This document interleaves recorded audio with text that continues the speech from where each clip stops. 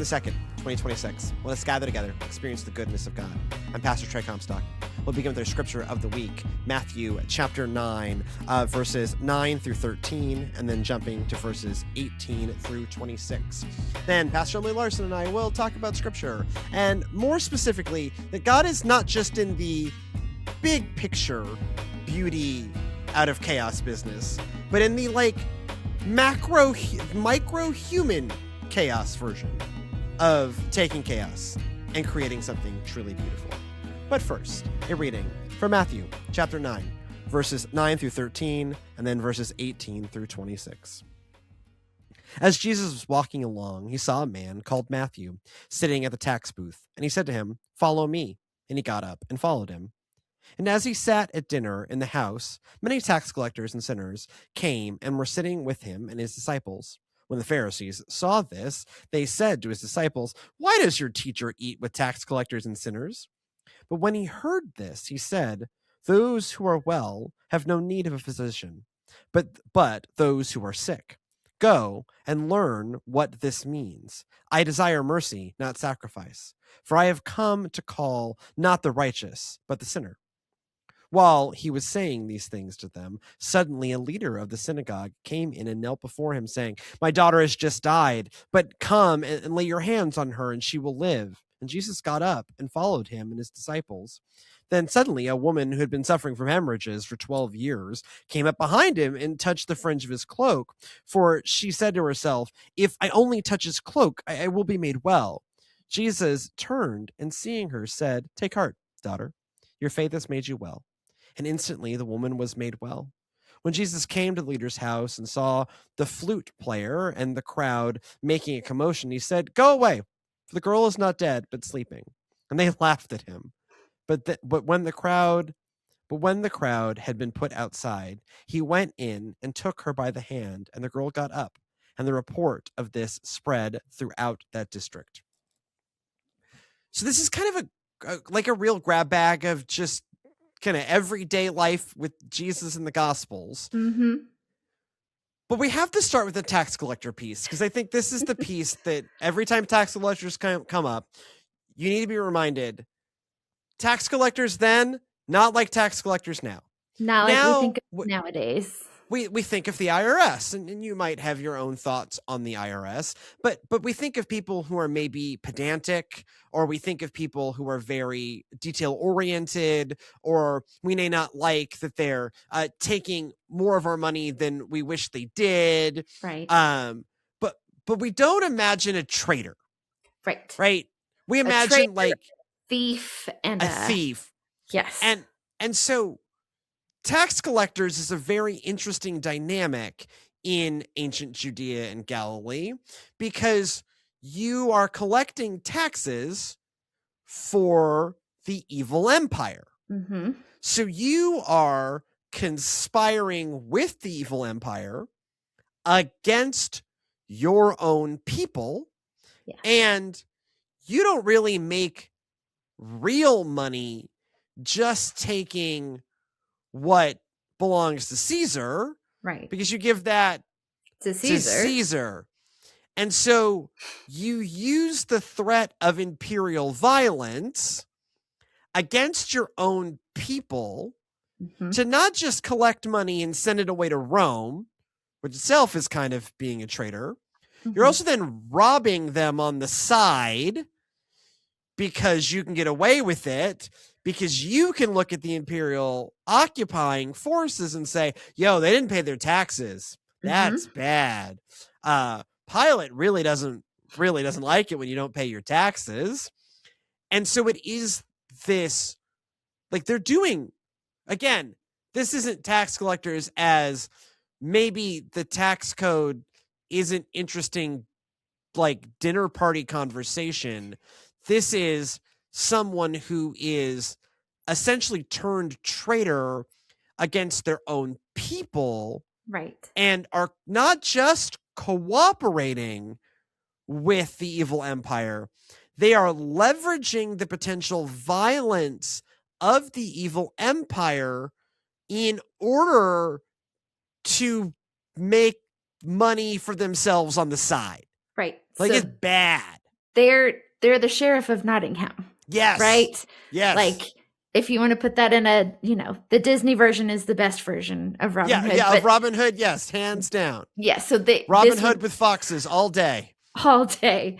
So the one who is actually doing the oppression of the people is the sheriff of Nottingham, giving it to Prince John. But it's the sheriff of Nottingham that's the really bad dude that you see in the everyday life of the village, oppressing the little people. Never forget the church mouse, right? They forgot the one coin for the church. Just the very little mice and the last little coin, one little coin, mm-hmm. and he takes it like it's that. It's that evil, right? It is. You're from Nottingham. Mm-hmm. You're one of us. You're one of us. What are you doing? You're bleeding your neighbors dry. Bleeding your neighbors dry. On behalf of the evil empire. And for your own sordid gain. Yes. That's a tax collector. Yes. So different than today's tax collectors and how we would think of them. Right. You might think, but like this is like you fill out 10 forms all with similar names and you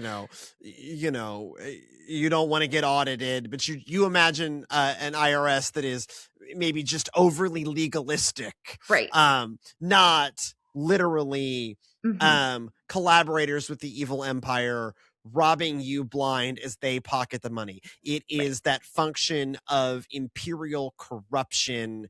And so in some ways the Pharisees serve as an interesting audience surrogate. Right. The Pharisees are expressing the thought that you should have at least a little bit. This is shocking. Why is Jesus eating with, again, put in the same category, tax collectors and sinners? Right. Same. This is traitors. Yeah. Why is Jesus eating with people who sold us out to the bad guys? Right. Like we don't have that guy stole all my money last week. Jesus, why are you having dinner at his house? Right. And gave it, took it out of here and gave it to the richest man on earth. Mm-hmm. Right. Caesar. Right. Gave it to the richest man on earth. And also he's enriching himself. Meanwhile, I'm but a literal church mouse, and now I don't even have one coin for the offering plates. My one little coin is now taken by the evil empire. It's a very big coin because we're a very little mouse. Yeah. If you have not seen Robin Hood with foxes, and it's on Disney Plus, I'm sure. Go watch it. Go watch it. Go rewatch it if you haven't seen it in 20 years. Just go back and watch that scene. It's a great movie. It's tremendous. It is the best telling of Robin Hood. It goes that. We've done this bit before. Doesn't matter. We've done that. And then comes Men in Tights. And then comes everything else.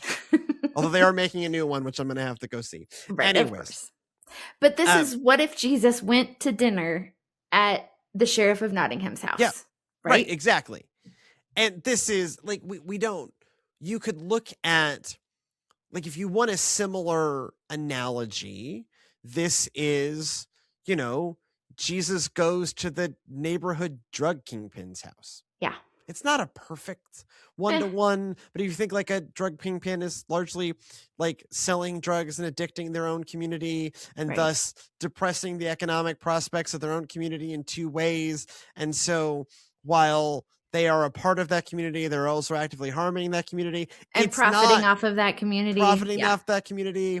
It's not perfect, but it's not it's in there, right? Yeah. Again, we don't have a perfect analogy here because this isn't when we think of traitor, we think of terrorist attacks, whatever. It's not that. It's far more sordid and a very different kind of violence. And much more personal. Yes. Much more personal to their community, right? Yeah. And this is Matthew being called as a disciple of Jesus. Right. By the way, as being told in the Gospel of Matthew. And so, right. I mean, this is, so we kind of spend 5 minutes more laying out how big a deal this is because we are very used to Matthew as a disciple. We have a gospel written least by Matthew, right? By Matthew, goes on to lead a worshiping community and writing a gospel for it based on, his own notes and Mark. And this is all one of those things that we have become very normalized to. And when you become very normalized to it, you forget how miraculous it is. Right. And this is one of those things, just like Paul, so too with Matthew. This is the guy who was an enemy. Right. Who was an outsider. Yes. Who was actively harming the community. Becomes not just a follower of Jesus, not just like a hanger-on, not just a guy 4 levels out. Right. Becomes a disciple and a gospel writer. And a church leader. This is redemption. Right. Like from thief to gospel writer. From traitorous thief. Yes. Right. To gospel writer, early church leader, noted disciple of Jesus. Yes. We often talk about like Paul's conversion, etc., but this is Matthew's conversion. Yes, right? This is Matthew's conversion. And it is at a similar scale to Paul. Maybe arguably even more so. Because where Paul was definitely wanted to kill Christians. Right. But Paul was a great Pharisee. Yeah. Paul was on pace to be a very religious man, and his conversion is God showing him what it meant to be, what God needed him to do, and how God needed him to change. And so there is a massive conversion experience here, no doubt. But in terms of distance traveled, from traitorous tax collector to gospel writer, church leader, disciple. Right. So from Sheriff of Nottingham to one of the merry men. Yes. Right. Like this is, or from drug kingpin to, upstanding community citizen and follower of Christ. To community church pastor, right? Like exactly. that, yes. That's the change. That's the scale of change here. Yes. It's massive. It's huge. It's that reminder of, as with creation, so too with our own brokenness. Yes. Matthew's a real broken guy. He says real broken things. And Jesus shows up and doesn't lead with, I hate you. Right. Doesn't even lead with, how dare you. Right. Or you have to change right now. But it does look at him and say change, but that change begins as an invitation. As an invitation, hey, follow come me. With me. Come with me. Hey, come with me. And then I'm going to sit at your table. Yep. And I'm going to sit with your community. Yes. And I'm going to say, hey. And when the religious authorities show up and look shocked, Jesus doesn't say these are the best people. Right. Jesus says, look, I'm here for them. I'm here for them. I'm here for the sick. These people need to change. Always on the plate in this story is these people need to change. Yes. But it starts with, hi, come with me. Hi, I will sit at your table. Right. I will risk my own, this is a running theme, right? I will risk my own uncleanliness. Right. Ritual uncleanliness. To humanize you. And in this humanizing process, I will invite you into a life-changing relationship. Yes. But it begins with humanizing. It begins with, come with me. Let me sit at your table. Let us have dinner. Let me connect with you on a human level.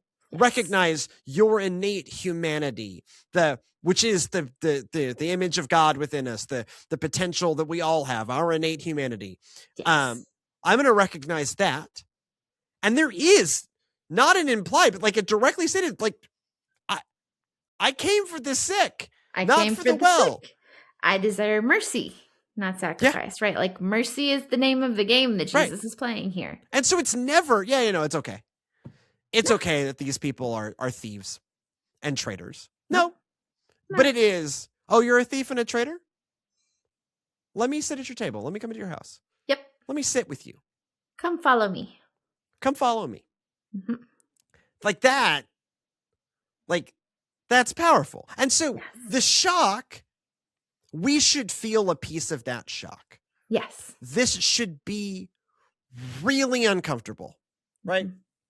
Because it's inviting us to ponder, oh, right. Like, Jesus came for the broken.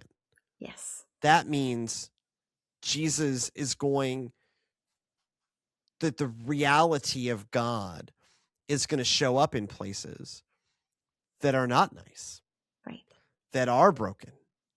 And that is, and then we as people meant to emulate this should be that challenge to us too, to be a part of God's humanizing process. Yes. But that's not really what this series is about. This series is not, this is a series that recognized that when we think of ourselves as too broken, as we think of ourselves, when we have those moments where we look at ourselves in the mirror, and we feel unworthy, like unworthy, mm-hmm. right? Like, sure, we are, but so is everybody else. Mm-hmm.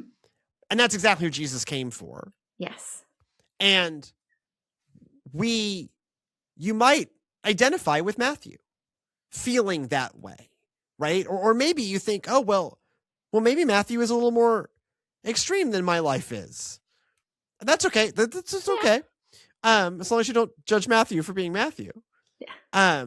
But that also means you have a place in this. Yes. That it begins with this humanizing process. And in each of these instances, it is Jesus humanizing people and inviting them into or healing them or making right. In each are in things that would have made him ritually unclean, right? Yes. So, eating with sinners, tax collectors. Yeah, that's unclean. Right. Woman who's been hemorrhaging. Nice euphemism, Matthew. Cheers. This is first century men write about female issues. So obviously, you have to hang out outside the tent. Right. And she touches him, and he doesn't turn around and go, "Oh, how dare you!" Like, how dare you make unclean. me ritually unclean? He's like, "You're good. You're good. You're good. Faith, you've been made well. Like, yeah, okay, you're good. Yep. Take heart, daughter. Your faith has made you well." Right? Yes. It's not, "Oh my God, how dare you? Oh my God, you've made me unclean. What am I going to do?" And that again would have been shocking to the people around Jesus, right? Who got, "Oh my gosh, what did she just do to this rabbi, to this teacher? She just made him unclean. Oh, what's he going to do? Oh, like, how's he going to react? What's going to happen?" And Jesus just says, "Nope, you're good. Nope, your faith has made you well. Your faith has made you well." Oh my gosh. I essentially, I'm so glad you did that. Yeah. Pray. Awesome. Your faith has made you well. And then touching the dead also makes you unclean. Yes. And she is not sleeping. Let's be clear. She is dead. Right. And Jesus is like, "Yeah, don't worry about it. I'm not worried about it." And gets laughed at. Go away. Gets laughed at by the mourners, right? Yeah. They laugh at it. Of course she's dead. You're in the middle of the funeral. Uh-huh. Like, the funeral has begun. The flute is there. The mourners are there. But this leader has, and again, this is a religious leader. These are the very people who have just been mocking Jesus. Yes. And shocked at Jesus. And he shows up, and it's just like, "Oh my God, just in a moment of desperation." And Jesus also doesn't look at him and go, "You jerk Pharisee. Y'all keep rejecting me. I'm not going to help you." He just gets up and goes. Gets up and says, "Yeah, I got you. I got you. Okay. It's done. No, don't worry about it. Like, it's going to be okay." Yeah. It's like she's just sleeping. Like, it's okay. And then willing to touch the dead. Yep. Which again makes you ritually unclean. Mm-hmm. And just does it. Like, and all of this is Jesus moving through really like the very real chaos of human life. Yes. Where recognizing like the limitations of religious law in the midst of the chaos of human life. Mm-hmm. The chaos of human life does not always allow us to remain ritually clean. Right. It doesn't always fit neatly into the boxes of law. Sometimes our lives are just really messy and broken. Sometimes our bodies are just being human bodies. Yep. Sometimes we've got to wait. Sometimes it's all just gone to pieces. Yep. And there is Jesus 3 times in 3 very different kinds of brokenness, 3 very different kinds of chaos, taking these things, humanizing, and creating moments of beauty. Well, and just rolling up his sleeves and willing to get in the muck and in the mess with us, in the chaos with us, right? That was kind of Jesus's whole deal. God's whole deal is that Jesus came incarnate, God incarnate, and entered into our human mess and said, no, we got this. Come follow me. Let me show you how we can make order here. We did Genesis 1:1 to 2:4, which is really just chapter 1 of Genesis. This is, again, periodic reminder, verses and chapters not put in there by the authors. Put in there by some very smart monks who are right and on it most of the time. With Genesis chapter 1, they missed. Just a little. Just a little, by 4 verses. They missed. It's just really just so if I just call it Genesis chapter 1, you will know that I mean Genesis chapter 1 verse 1 through chapter 2 verse 4a. You will know that I mean that. In the same way that I just say Kings or Samuel. Yes, I know there are 2, but it's just they're just 2 different scrolls of one narrative arc. I do say 1 Corinthians and 2 Corinthians because those are separate letters. 2 separate letters. But anyways, so chapters, verses added after the fact. So forgive me if I just say chapter 1 of Genesis versus chapter 2 and 3 of Genesis. Because generally speaking, chapter 2 and 3 of Genesis is the garden narrative. Right. So this is Adam and Eve and God, and is very relational and kind of watching God begin to navigate if chapter 1 verses 2-4a, if chapter 1 is watching God overcome primordial chaos, chapter 2 and 3 is watching God's first encounter with a whole new kind of chaos. Relationship chaos. Human chaos. Relational chaos. Human relational chaos. Genesis chapter 2. And still watching God not give up on Adam and Eve. There are consequences. Yeah. But those consequences are not, you don't exist anymore. Right. Or could have been. This relationship with humanity is just over. This is, and it kicks off. It gets called original sin, and that's wonderful theological language.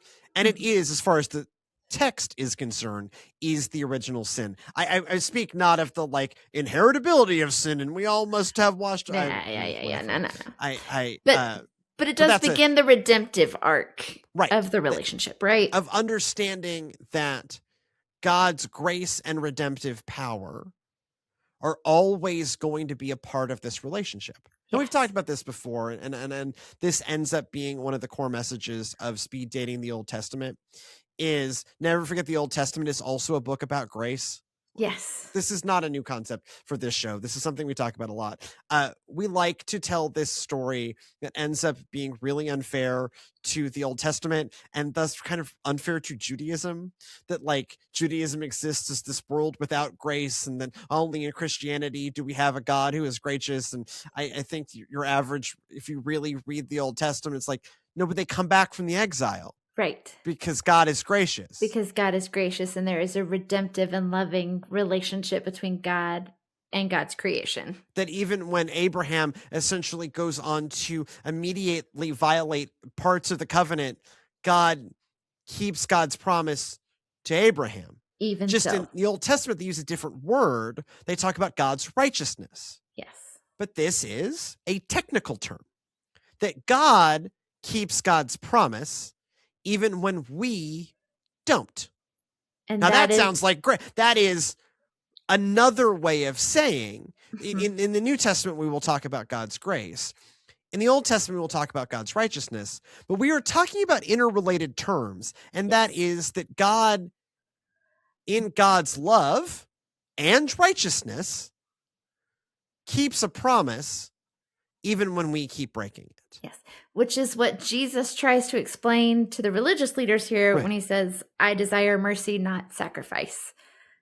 That Jesus is about mercy, Jesus is about righteousness, that Jesus is about grace in the midst of our chaos and our human mess, in the midst of this relationship Jesus is extending mercy and grace. Right. This is, oh, no, you can still be my follower. Yes. You have messed up, Matthew, but you don't need, I'm not going to lead with that. 2, Nah. You don't really need me to tell you that. Nah. You know. You do. You know. You know how you're getting your money, buddy. Follow me. Come on. It's just, again, it is this, but in each of these things, whether it is dealing with things that are in no way someone's fault, being dead, having, an hemorrhaging issue, right? Or so that is very much somebody's fault. That is Matthew's fault. And you just done messed up, Matthew. You messed up. You know you messed up, Matthew. You're working for the Romans and robbing your own people. Mm-hmm. Like, that is wrong. Definitely wrong. But not irredeemable. Yes. And we don't begin with a process that says you are rejected. Right.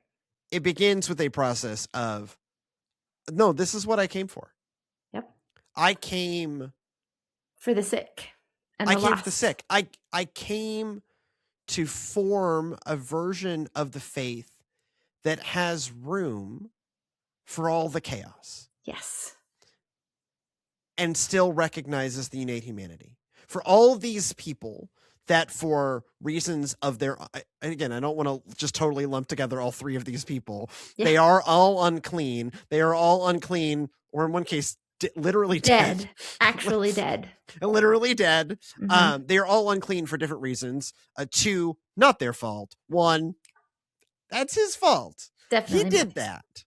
And so for all of these ways that you can find yourself outside of like a traditional pitch of the box of how you're supposed to be, a box of how this is supposed to work, these are the good things, these are the bad things, you're in the bad things, whether you were born with a thing that's decided has declared you a bad thing, or you have done some things. You've done some things.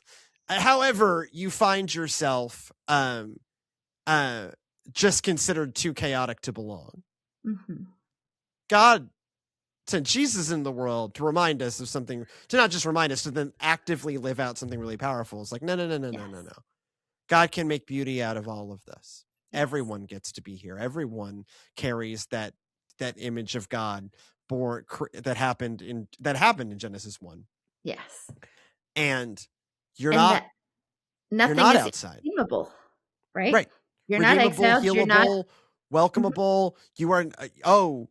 There something is going just wrong in your body. No, you're not unclean. Your faith has made you well. Yes. I'm really glad we had this interaction. You are not rejected. You belong. Yes. You screwed up real bad. Like real bad. Yep. You also belong. Mm-hmm. Right? Even the chaos of death is not going to stop you from being a part of God's family. Mm-hmm. That's the thing, right?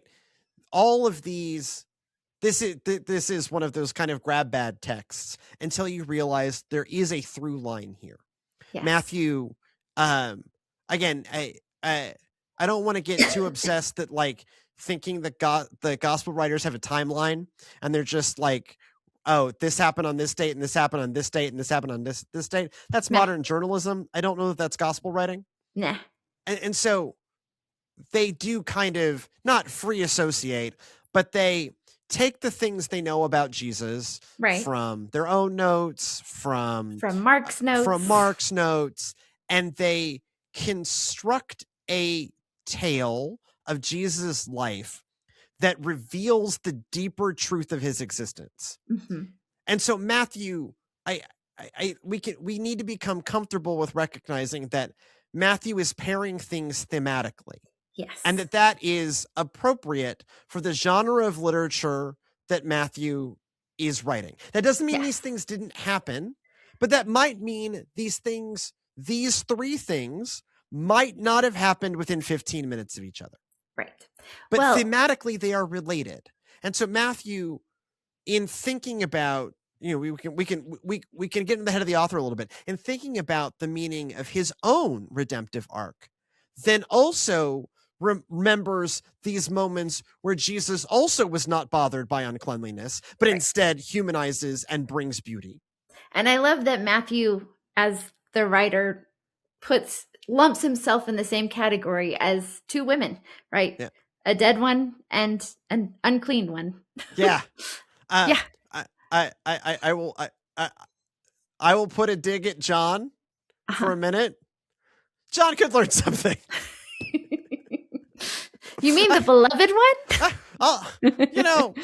I love the Gospel of John. It's very well written. Yes.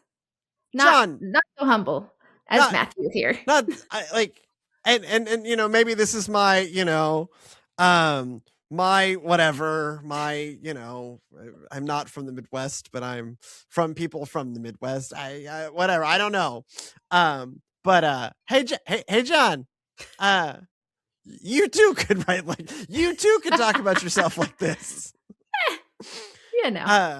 God John's just real confident. Yeah, sure. And in some ways, confident. I keep John in perspective. John goes on to become one of the elder statesmen. Right. The way tradition goes. And this is a place where there's probably something to this. Lives to be into his 90s. Right. In Ephesus. Anyways, I get it. But perhaps Matthew's humble beginnings here and knowing where he came from helped to influence the story that is then told about Matthew. And how he pairs his own story with the story of these two women, with this entire reflection on Christus Medicus, on the God as healer of the body, healer of the soul, that when you construct a religion so built on ritual cleanliness, you miss something important about God. Because if that's the thing that God cared about, God would have cast us out from everything a long time ago. And that doesn't mean I'm going to use a double negative. It doesn't mean that God doesn't care about those things. Right. Sin is a problem. Right. These people are challenged the people who have sinned have been challenged to be better. Yes. We should probably stop declaring people ritualistically a problem for things that are in no way their fault. That would be a really great place to start. Yeah. That would be fantastic. Oh, you were born like that? Cool. That probably means that didn't separate you from the love of God. Now, nothing separates you from the love of God, but we could start with what Jesus does here. It's oh, you've been bleeding for 12 years. That's awful. Yeah. I'm so glad we had this encounter. Yes. That's not her fault. Right. We can learn from this. We can learn from this. We can learn from this. We can do better. We can do better. We could do better. That's a great place to start. But Jesus goes even further than that. Because Jesus then says, no, even the things you have done, you have definitely done. Yes. Matthew. The things that are certainly your fault. Yeah. Hi, Matthew. Sins of commission, not omission. Not just, oh, my body is falling apart in ways I don't thoroughly understand, and my society has declared me a problem because I'm a woman with a medical issue? Right. Awful. Or because I'm a girl who's literally dead. Or because I'm a girl who's literally dead. Because I'm a girl who's literally dead. Right, or was dead and now I'm alive again. No Jesus fixes it. Don't worry. Fixes it. This is a great spectrum that, again, should feel really hopeful to us, because none of us fit the, mold. Right. And you think you do. Now you're like John. I mean, sorry, that's a sin of pride. Oh, confident John. Oh, confident John. I love his writing. Beloved John, yes. And he's, right about 10,000 things. But he has a certain level of confidence that I can find grating sometimes. Or overconfidence, perhaps. Right. Yeah. And because also Paul doesn't write that way. Right. Paul will assert his authority. I just got to teach on Philemon again. It's on Philemon on Thursday. Great book. One of the best. One of the best. And it's that that Paul is hey, I'm like the apostle here. I could make you do this, but I'm not going to. Yep. No. I know of your goodness. I know you're so good that you're just going to do this. I don't have to make you do this. I could make you do this. I'm not going to make you do this. Why would I make you do this? You're so good. I've heard of your goodness, Philemon. You're such a great guy. You're such a great church leader. You're just going to do this. I'm not going to make you. Right? Like Paul will pull rank sometimes.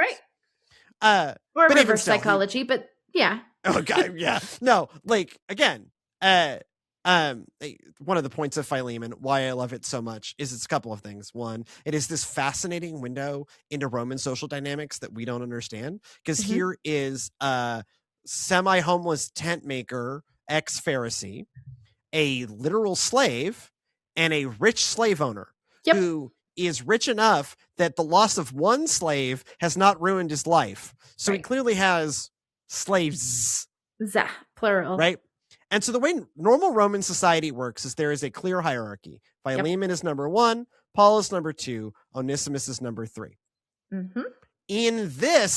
In Paul's conception of the world as church, Paul is slightly ahead of them as a church leader with some spiritual authority, and then Philemon and Onesimus are both on level 2.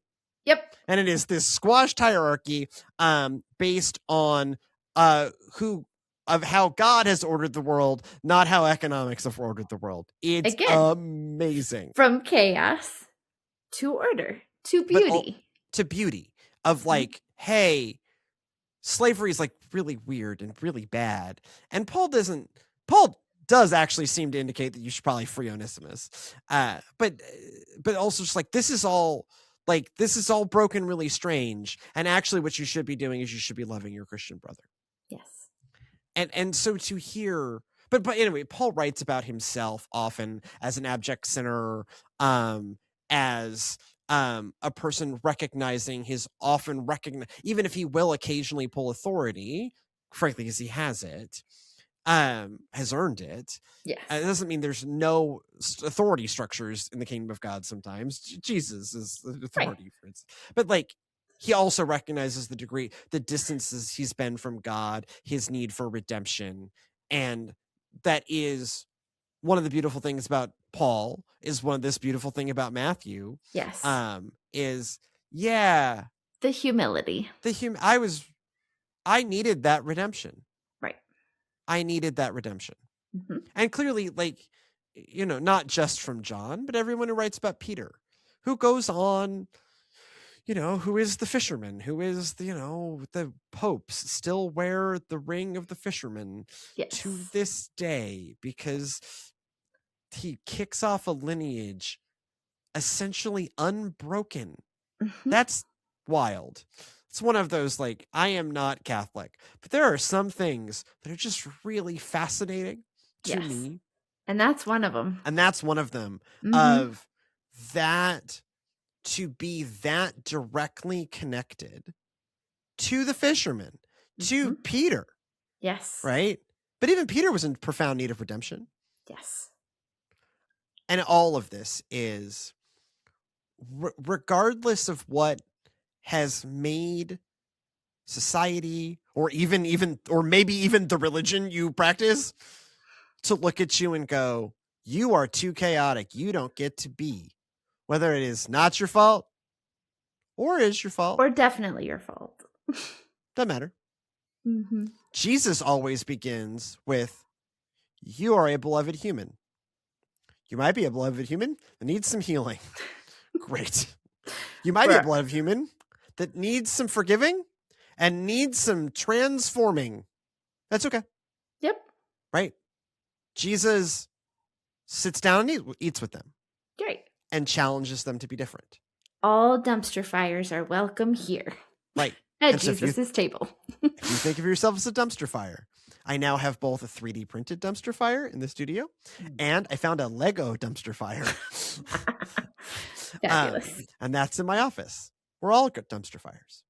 I'm going to get to teach Romans again starting this fall. And the first 4 chapters of Romans is, hi, are you a human? You are then some kind of dumpster fire. You are then a mess in need of God's redemptive love. Hear the good news. It's right here. It's for you. It's for you. Mm-hmm. And so it starts, if this is the things, again, if you are being rejected for things that are not your fault, that's a thing that's on the rejectors. Right. God is definitely here for you. Yes. Period. The end. Yes. Like without exception. Jesus, time and time again, touches lepers, touches women with some bleeding issues, touches dead people. And it's just like, hi, no. Let's fix that. Let's fix that. But also, no, you're here. We are here for you. You are not outside. I'm right here. Right here. And so that if you're like looking at like someone with not their fault and going, yeah, you're the problem. No. They're not the problem. The institution, the whatever is the problem. The condemners are the problem, right. Not the condemnees. But Jesus then even humanizes the condemner. Yes. The Pharisee gets his daughter resurrected. Yep. The condemner guy shows up just freaked out. And even Jesus looks at him and goes, I got that. Okay. Yeah. We're going to sort out some stuff. Someday, we're going to sort out some stuff. Yes. But like, even if you have been guilty, as any of us have been at times, right? God, I think about some of the things that passed as acceptable in my own faith life in my younger years as we were all evangelical adjacent teens. Yep. We thought some real bad things. Yes, we did. We were the condemners at times. And good news, Jesus came for us too. Thank goodness. So if you've been the condemner, if you've been the traitor, if you've been the person that everyone else declared broken, but God just declares beloved, good news. God takes all that chaos, can make it beautiful. Amen. And so we all have a place here. Yes. The condemned and the condemner, we all have a place here. Yes. It's really great in here. It's really great what God can do. Yes. It's really great when we can pause and not just like recognize Jesus does miracles. Jesus does do miracles, and that's awesome. It shows God's power. Yes. But there's something even deeper happening here, that these miracles are often humanizing people that have been radically dehumanized. Yes. Jesus always begins with the restoration of humanity. The thief on the cross. On and on and on, yes. Right? These list of like people unclean, rejected, a problem, or just declared a problem. Right. And Jesus is just like, no, you're with me. Come on down. Oh, you're like a Pharisee, but you're just desperate. It's okay. Cool. I'm not going to look at you and say, no, because you're kind of a jerk. Your daughter's just going to be dead. Nah. Blessedly, God famously doesn't hold grudges. Thank God. Thank God. That's as good a place as any to end this. If you have thoughts on God's redemptive power, or thoughts on places where you have experienced that rejection and want a place to talk about that and reflect on God's goodness, even in the midst of human brokenness, I would welcome those stories. goodnessofgodpod@gmail.com. That is the goodnessofgodpod@gmail.com. We are the Divine Provisions Co, and we need your help. Like, comment, subscribe, leave us 5-star reviews on Apple Podcasts. Share something we've made that you find meaningful. We have a bunch of short form content going out all the time. That's very easy to share. Very soon, you're going to be able to click a button and give us 1 cent. Yeah. So we have now miraculously qualified for the Meta Stars program. Woohoo. And so that means on various Meta social media properties like Facebook and Instagram, you can click a button and that gives us stars. And for each star we get exactly 1 American cent. Send us some pennies. If you want the cost of this show per year in pennies, it's thousands of them.